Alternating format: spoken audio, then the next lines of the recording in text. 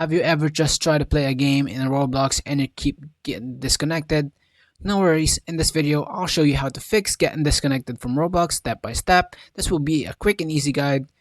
Just before we do begin, make sure to like the video, subscribe to the channel with all notifications on, and if you do have any questions, go ahead and write them down in the comments section down below. So without any further ado, let's begin with the video. First, I want you to go ahead and exit out of the Roblox completely. Go ahead and click close. Go ahead and click on the icon over here and find Roblox, and then right click on it. Click on exit, and that will completely close Roblox. Just to make sure, go ahead and go to your tasks manager.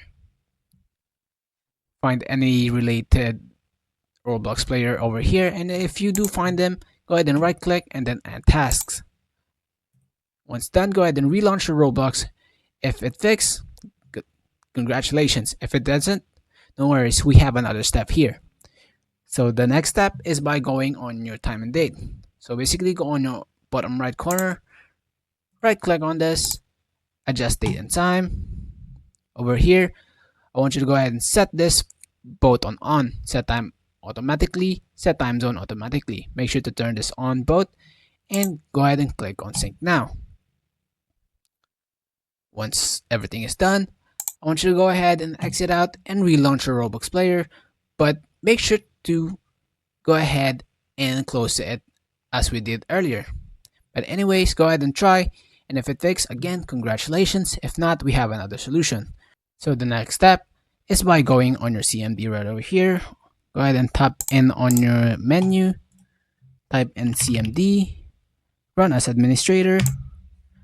Once opened up, go ahead and type ipconfig. Oh, sorry, I pressed enter. Go ahead and type in. The next step is by going on your start menu. So go ahead and click on start menu over here, and then type in CMD, run as administrator. So I want you to go ahead and type in ipconfig /flush DNS. Go ahead and press enter. Another thing is ipconfig /release. There you go. Another one is ipconfig /renew. And the last one is net sh winsock reset. There you go. As you can see here, you need to run as administrator to do this. So anyways, go ahead and try that, and if it worked, congratulations. Anyways guys, that will be all for this video. And if you find this video helpful, again, please leave a like on this video. Thank you guys so much for watching. Have a wonderful day. Peace.